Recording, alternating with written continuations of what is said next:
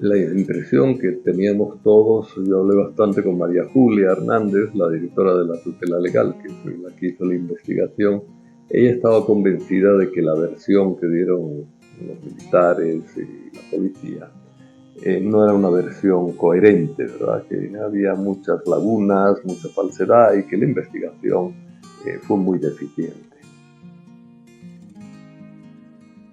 Padre Tojeira, gracias por recibirnos. No, con mucho gusto. Para comenzar, pues quisiéramos que nos comente cuál era la situación del país cuando a Monseñor Ramos lo hacen obispo castrense. A él le hacen obispo castrense en medio de la guerra civil. Había estado durante mucho tiempo como obispo castrense el obispo Álvarez, que era titular al mismo tiempo de San Miguel.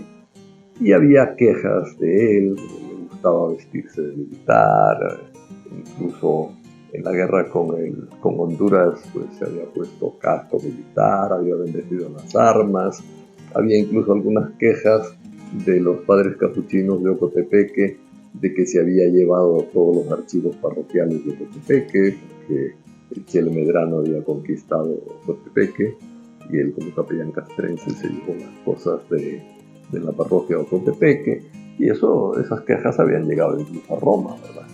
Entonces se pensó en poner uno solo para la Fuerza Armada en vez de tener un titular que fuera simultáneamente obispo castrense, y se nombró a Monseñor Ramos, que era una persona de mucha confianza de Monseñor Rivera.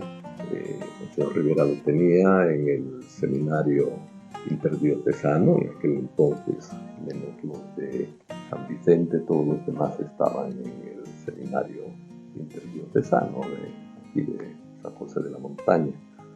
Entonces, sí fue el primer obispo castrense durante la guerra, que ya tenía una actitud un poco diferente de la de Monseñor Álvarez, que era muy partidario del ejército, casi, digamos, medio incondicional. Ahora, lo asesinan en el 93. Sí. O sea, ya la guerra básicamente había un año después, terminado. Prácticamente. Pues, los acuerdos ya estaban firmados. ¿No? En el momento que a él lo asesinan, ¿cómo estaba el país? ¿Cuál era el contexto político? Había todavía bastante esperanza con los acuerdos de paz, habían surgido algunas discusiones y debates, etc.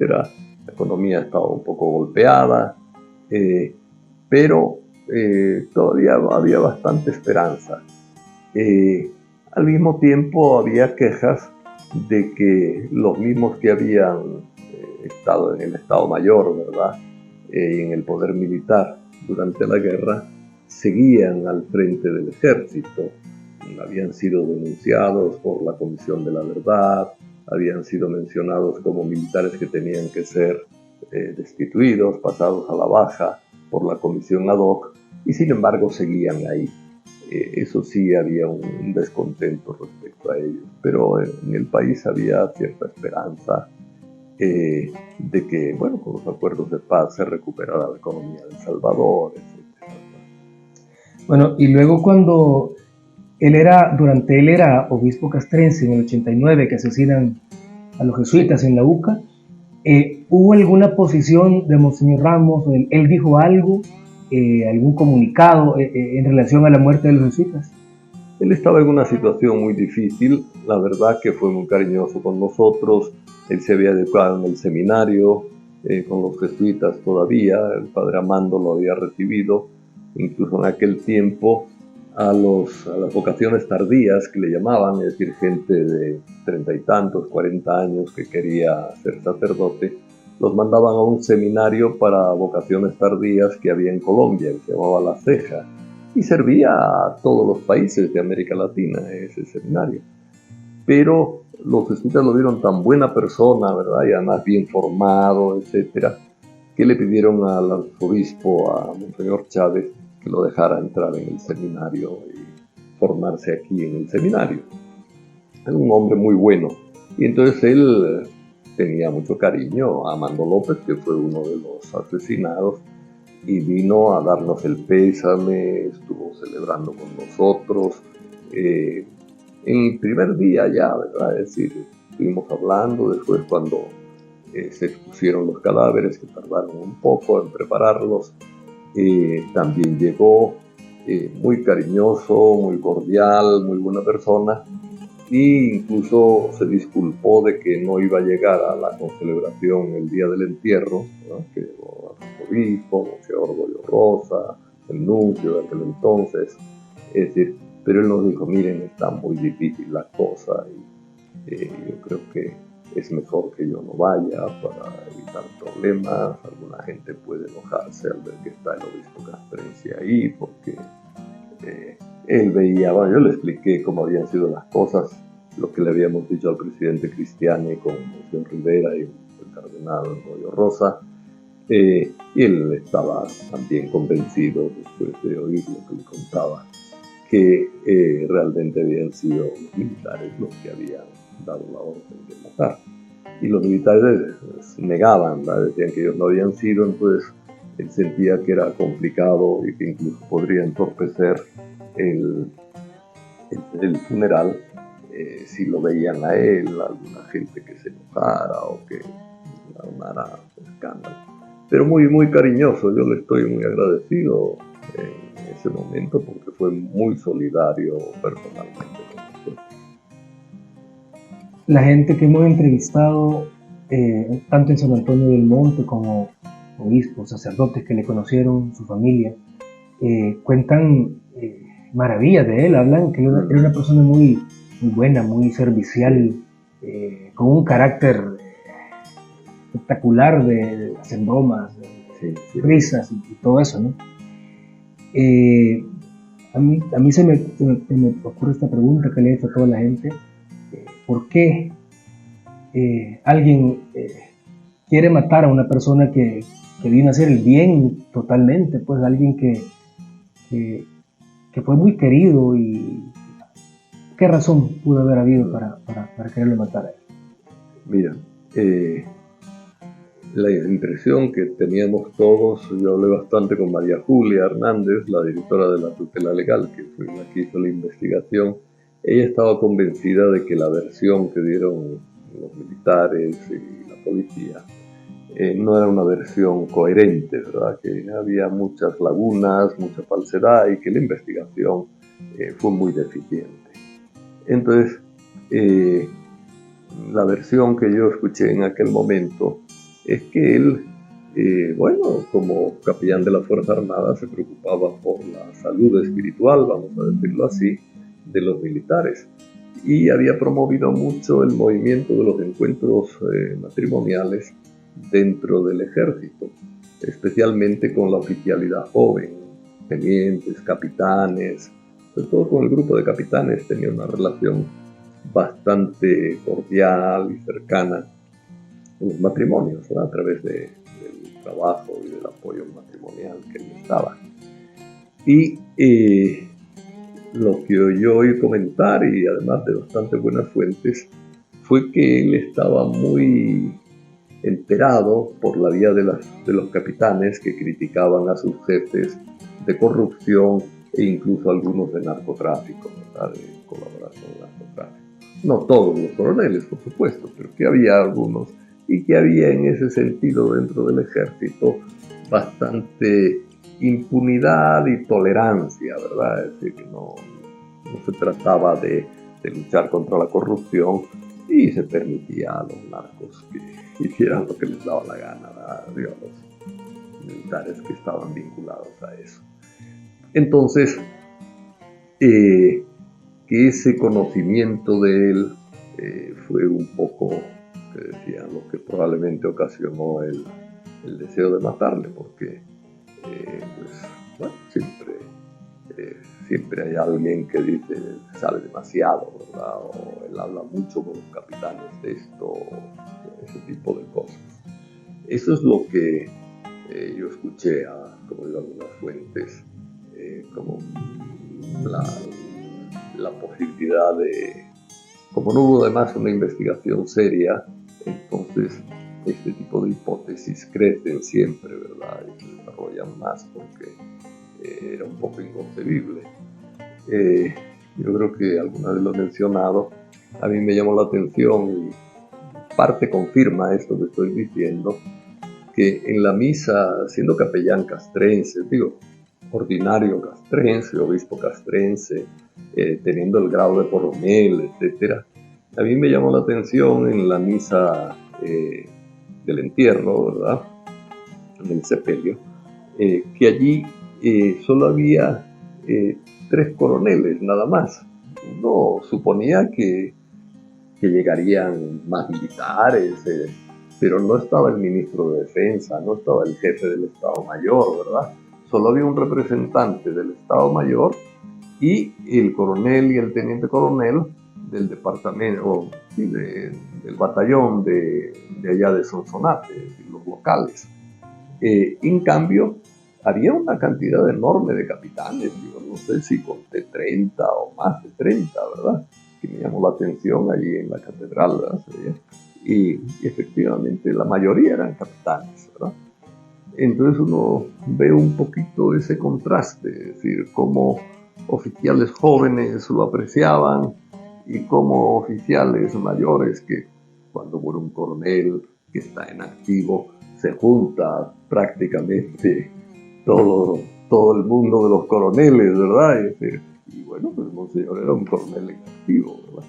Y realmente había una escasez muy grande, como digo, los locales y un representante del Estado Mayor exclusivamente. Eso sí me llamó poderosamente la atención y me hizo pensar que sí que algo había ahí raro, ¿verdad? Después, cuando oí las versiones de María Julia y de otras personas, pues vi la conexión entre ambas cosas. ¿Y qué versiones manejó el gobierno del Estado salvadoreño del asesinato de Monseñor Ramos? Que había sido un asalto casual, ¿verdad? Hubo varias versiones, una que era un grupo de asaltantes, otro que era un militar que se había puesto borracho y que estaba disparando al azar, así a ver qué pasaba contra quienes circulaban por la carretera de Comalapa, ¿verdad? Es decir, yo oí 2 o 3 versiones que realmente eran bastante increíbles, ¿verdad? Y la iglesia del momento, las sedes, los obispos, ¿qué versión manejaron como la versión, lo que la iglesia decía, pues? No, la iglesia lo que insistía es que hubiera una investigación seria, ¿verdad? Y estaba muy preocupada porque la investigación era muy poco seria, ¿verdad?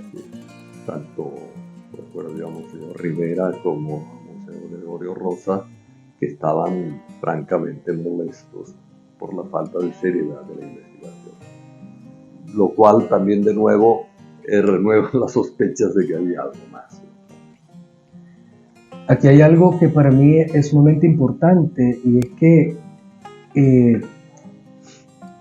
pasan alrededor de 30 años hasta la fecha desde que lo asesinan a él, y la iglesia a él lo ha mantenido en un perfil demasiado bajo, creo yo, diría, un perfil casi escondido, donde se conoce, por ejemplo, muchísimo más de otros sacerdotes, laicos asesinados, y muchísimo menos del obispo castrense, es decir, él era un obispo. La iglesia, creo que cualquiera le saca esta pregunta, es decir, ¿por qué la iglesia lo ha mantenido en un perfil tan bajo durante 30 años? Bueno, yo creo que hubo ahí, ahora está recuperándose la figura de Monseñor Joaquín Ramos, ¿verdad? Es decir, sí hubo una etapa en que se tendió, ¿verdad?, de parte de algunas dignidades eclesiásticas, se tendió a decir, bueno, pues ya hubo una versión y no vamos a conseguir más y dejemos la cosa tranquila. Yo creo que ahora hay un esfuerzo serio e importante de recuperar la figura de Monseñor Joaquín Ramos como un hombre sumamente bueno, realmente con un perfil de cristiano muy serio y como mártir incluso, ¿verdad? Es decir, en la carta sobre el martirio que escribió Monseñor José Luis, se le menciona prácticamente como un mártir. Y yo sí creo que él ha sido un mártir de la honradez, ¿verdad? Un mártir de la búsqueda de la verdad, un mártir que quería, difícil, una tarea muy difícil, pero en un cuerpo militar que venía bastante corrompido desde la guerra, pues quería él sembrar semillas de dignidad, de seriedad, de conversión también, ¿verdad? Es decir, yo creo que hay una vinculación entre la actividad que él hacía dentro de la Fuerza Armada y el asesinato, y también el intento de encubrir, ¿verdad? Y dejar en impunidad prácticamente el asesinato de Monseñor Kenzo Ramos. Entiendo yo que Monseñor Rivera y Damas, en ese año del 93 al 94, luego él muere, él hizo intentos de investigar, pero luego, ¿qué pasa en este lapso después que muere Monseñor Rivera y Damas? Bueno, yo creo que ahí, ya te digo, hubo un intento de no romper relaciones con la Fuerza Armada, de llevarse bien, etcétera, y de confiar que la versión que habían dado era suficiente. Sí, hubo una actitud que yo creo que no fue la ideal en aquel entonces. Sí sé que Monseñor Gregorio Rosa y siguió insistiendo en que la investigación fuera seria, etcétera, pero ya a medida que pasaba el tiempo hubo como un cierto cansancio, ¿verdad? Y un cierto ir dejando las cosas como estaban. Y luego, años después, llega Monseñor Fabio Colíndez como obispo castrense, era sucesor de Joaquín Ramos. No sé si usted tiene conocimiento de si de parte del obispado castrense se hizo algo durante el periodo de Fabio Colíndez. Yo creo que ya había pasado mucho tiempo cuando nombraron a Fabio Colíndez, ¿verdad? Entonces, ignoro si se hizo algo al respecto o algún tipo de celebración, recuerdo, porque yo creo que es importante, aparte de la investigación, que es más difícil cuando más tiempo pasa, pero aparte de eso, el recordarlos, celebrarlos, y hubiera merecido la pena. Pero la verdad que no sé si hubo conmemoraciones de la fecha de su muerte, algún tipo de celebración, pues, de recuerdo, de memoria de él, eso sí no sé. Se habla que Monseñor Ramos es un mártir, nos lo ha dicho en sus entrevistas el cardenal y algunos obispos. ¿Qué se evalúa de él para poderlo considerar como un mártir? Que pudo haber sido simplemente alguien que asesinaron. O sea, ¿por qué se le dice que es un mártir? Bueno, yo creo que se le dice que es un mártir precisamente por esos esfuerzos que hizo de renovar la espiritualidad de personas que venían de una guerra civil cruel y además que estaban en una institución donde abundaba la corrupción. Es decir, era un hombre muy serio y quería reformar por lo menos la vida de la gente, y a través de la reforma de la vida reformar también la institución, ¿verdad? En esos aspectos inmorales, vamos a decirlo así. ¿Por qué se le llama mártir? Pues generalmente mártir se le suele llamar, según la tradición eclesiástica, al que es asesinado por su fe o por las obras de la fe. Y ciertamente, si fuera cierto lo que muchos pensamos, que un intento de asesinato formal de parte de militares corruptos, si fuera cierto eso, pues lo habrían matado por las obras de la fe, por el intento desde la fe de mejorar la situación de la Fuerza Armada y luchar contra la corrupción. Claro, porque el caso de él es totalmente distinto al de Romero, digamos, que Romero es clarísimo que él era un mártir, pero el caso de él es quizá un poco más... Él era odio a la fe clarísimo, ¿verdad? En cambio, en el caso de Joaquín Ramos es un odio a las obras de la fe. Es decir, que yo creo que es importante. Incluso en el caso de los jesuitas es más evidente que era un odio a las obras de la fe. Es decir, la defensa de los derechos humanos es una obra de la fe, ¿verdad? Es decir, la pacificación pues, es una obra de la fe, ¿verdad? De las bienaventuranzas, benditos los constructores de paz, porque ellos son el reino de los cielos, ¿verdad? Ok, ahora, él siendo mártir, obviamente puede optar a abrir un proceso de canonización. ¿Qué pasos se deben seguir para poder llevarlo a él a tomar un proceso de canonización? Eso ya dependería un poco de la iglesia, ¿verdad? Es decir, yo sí creo que aquí en El Salvador hay bastante gente que podría entrar en un proceso de canonización, ¿verdad? Es decir, tanto entre obispos como entre laicos. El arzobispo está pensando, junto con otros obispos del país, en la conferencia, están hablando de una multibeatificación, ¿verdad? Es decir, de recoger toda una serie de mártires de la iglesia durante la etapa de la guerra civil y tener una beatificación masiva, ¿verdad? Yo supongo cuando fue el jubileo del año 2000 del nacimiento del Señor, los obispos mandaron una lista, por aquí la tengo en mi archivo, ¿verdad? Porque me la pasaron. Creo que son 101 personas que los obispos consideran mártires. Los obispos de aquel entonces, del 2000, ¿verdad? Ahora me decían que en la medida en que se ha estudiado más el asunto, hay un padre franciscano, padre Tomás Onunan, que ha hecho un estudio amplio sobre mártires en El Salvador, y en la medida en que eso se ha ido viendo, que hay obispos que dicen, no, tiene que ser la lista mayor de 101, mayor que la que mandamos. Pero en este caso el estudio es como individualizado o grupal. Bueno, hay que hacer una parte de estudio individualizado. Sí. Yo me imagino que ahí meterían el Quinto Ramos, ¿verdad? En esa lista. Espero. Porque por el lado de martirio, pues sería como similar al caso de Rutilio Grande, el señor Romero, ¿verdad? Y Cosme, todos ellos. Sí. O sea, no llevaría, por decirlo, esperar a que haya un milagro. No necesitarían como mártires, no necesitan milagro.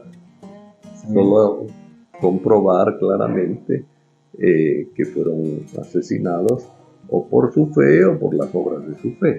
Hay algunos que evidentemente fueron asesinados por su fe, simplemente. Es decir, hay un primo, creo, del actual arzobispo, que era diácono ya, es decir, que lo asesinaron junto con un grupo de laicos que estaban preparando en la ermita de su pueblo, estaban preparando, adornándola para la futura ordenación, la primera misa ahí, o una de las primeras misas, ¿verdad?, en su pueblo, y llegaron unos de la defensa civil de aquella zona y vieron jóvenes con la Biblia, y los mataron básicamente por verlos ahí en la capilla, no conocerlos, no saber dónde eran, y los asesinaron allá. Evidentemente a gente que se la mata porque está en una capilla y está en una capilla con una Biblia, pues, evidentemente se les asesina por la fe que tienen. En este espacio, con su entrevista, hemos hecho quizá un poco de inversión a las preguntas que habitualmente hacemos, pero por supuesto nos interesa conocer su opinión. ¿Qué recuerda usted de Monseñor Joaquín Ramos? ¿Cómo lo conoció? Bueno, yo lo conocí cuando era rector del seminario. Después lo volví a ver en alguna que otra ocasión, ya siendo obispo castrense. Creo que la última vez que lo vi sobre todo cuando mataron a los jesuitas, que como le digo, llegó 2 veces a hablar con nosotros, darnos el pésame, etcétera, y rezar por los jesuitas asesinados, muy cariñoso. Y Y creo que la última vez que lo vi fue en la ordenación de Monseñor Mojica, que fue Sonsonate. en Sonsonate. Creo que todavía estaba vivo él. Llegó también allí, estaba también el obispo de misionario de Santana, Benjamín, no me acuerdo el apellido de Barrera, exactamente. Y estaba él también allí. Finalmente, padre, el objetivo de este programa, de este espacio, pues es que la gente conozca de Monseñor Ramos, como decíamos, de quien se conoce muy poco, que se vaya un poquito, pues, esclareciendo y conociendo las causas por las cuales lo mataron, quién era él, qué hacía él. Quisiéramos que nos deje un mensaje para la gente, especialmente creo la gente de San Antonio del Monte, donde él estuvo por 11 años, su familia, amigos y gente que lo han querido muchísimo.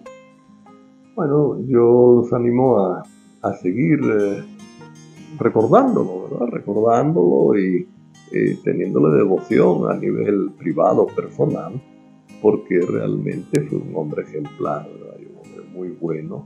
Los seminaristas de él lo recuerdan con mucho cariño, todo el mundo por donde pasó lo recuerda con enorme aprecio. Y en la iglesia sí era una persona de las que animaba, iluminaba, hacía sentirnos a todos con esperanza y con alegría, ¿verdad? Viendo un buen pastor. Entonces, el seguir recordándolo, celebrándolo, recordándolo en la Eucaristía, en sus aniversarios, etcétera, yo creo que es muy importante no olvidarlo, porque es una persona que dio su vida por la Iglesia en El Salvador y es una persona ejemplar para todos nosotros. Bueno, amigos, hemos llegado al final de este segmento, de este espacio Quincho un obispo con olor a oveja, dedicado a Monseñor Roberto Joaquín Ramos Umaña, obispo castrense de El Salvador. Les invitamos a todos a que mantengan su sintonía en este canal, a que miren los videos que tenemos. RSJ, un canal de Radio San José, dedicado especialmente a los mártires de El Salvador. Vamos a estar llevando más videos, más información sobre Monseñor Ramos y sobre los mártires salvadoreños. Y pues, si les gusta el contenido de este canal, también a que se suscriban. Bendiciones para todos.